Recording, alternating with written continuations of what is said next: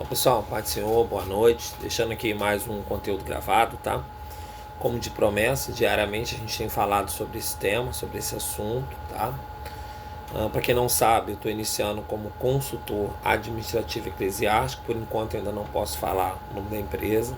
A gente vai estar prestando um suporte e nós estamos desenvolvendo um sistema junto com essa empresa para facilitar o dia a dia das igrejas, tá? Qual é a nossa intenção? Nossa intenção é proporcionar ao líder espiritual, ao pastor, ao presbítero, ao dirigente, as ferramentas que são necessárias, o conhecimento necessário para que ele faça uma gestão mínima ali de toda a estrutura envolvendo a igreja, e com isso a igreja ela obtenha maior êxito nos seus projetos, nos seus objetivos, nas suas missões como um todo, tá? Então, o que seria a administração eclesiástica que a gente leciona em sala de aula? Administração eclesiástica refere-se à organização, refere-se à gestão das atividades, dos recursos da instituição religiosa. Aí a gente vai resumir aqui os principais aspectos, tá? Por exemplo, a gente tem a parte da estrutura organizacional, que é a estrutura da igreja. A igreja geralmente possui um sistema, e esse sistema é um sistema de hierarquia ou de eclesiologia, né? Esse sistema entrou na igreja através de Taylor e Fayol, uma das revoluções da indústria, essa escala top-down, né? A Bíblia ela não menciona muito esse sistema, mas é um sistema que funciona, né? E tem sido assim, a igreja tem sido abençoada. Então, existe lá líderes espirituais, existe, por exemplo, bispos, pastores, apóstolos, e vem os seus liderados ali dentro da estrutura litúrgica da denominação. Há denominações que têm ancião, patriarca, e é muito relativo de cada denominação, tá? Mas o treinamento é de acordo com a estrutura da denominação. A mentoria, o trabalho que a gente está fazendo é de acordo com a mentoria com a estrutura da organização. Então é bom a gente aprender a fazer gestão de recursos, que inclui a administração das finanças, das propriedades e também das doações. Aí a gente está falando de orçamento, a gente está falando de contabilidade, a gente está falando de coisas que são fundamentais para se promover, né? A transparência e o uso adequado dos recursos empenhados na obra do Senhor. Claro que aqui não é desconfiança de ninguém.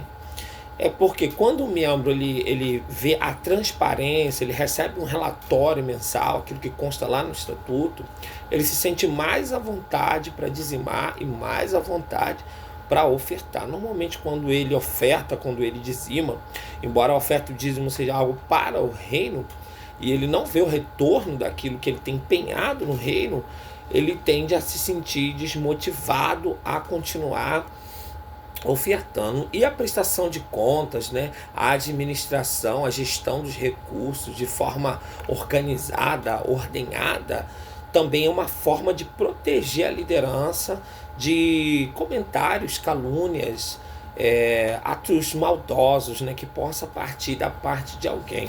Tá? Existem as atividades, que são as atividades pastorais, que também estão lá, é o planejamento, a execução do culto, das cerimônias, dos eventos religiosos, a coordenação de programas de educação religiosa, atividades comunitárias e etc e tal. Aí a gente está falando de uma série de circunstâncias, uma série de cuidados que tem que se tomar. Isso a gente fala mais detalhadamente na mentoria, tá? Aí a gente tem a questão da comunicação, que vai envolver a divulgação, as informações dos membros da congregação, a comunidade em geral, né? Como que a igreja está se comunicando com a comunidade, qual o mecanismo que está utilizando para a comunidade. Porque se a igreja não se comunicar, a comunidade não a reconhece. Se a comunidade não a reconhece, ela não cresce, tá, pessoal?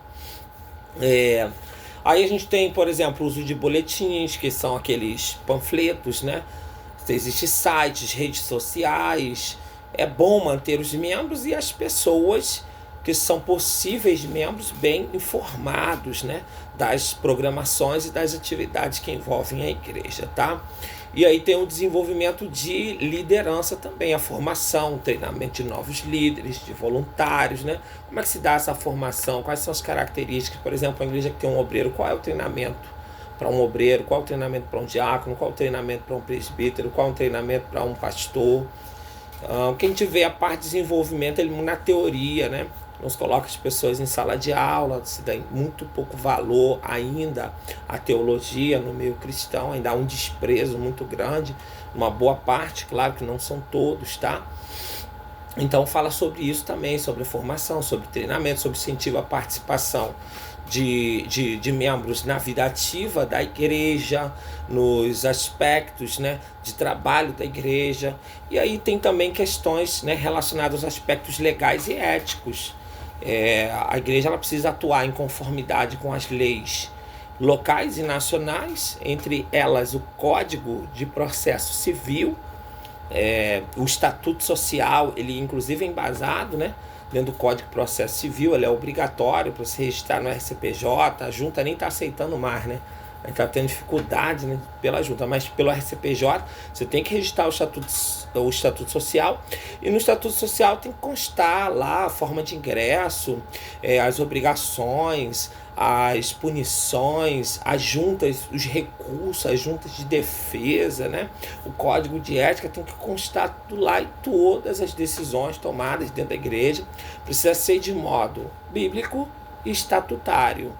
Ok? Vamos lembrar que Pedro, ele diz na sua primeira carta, né, no capítulo 5, deixe-me ver aqui o versículo correto, que nós não devemos, né, tratar a igreja de forma tirana, que nós não devemos tratar a igreja de forma ditatorial, tá?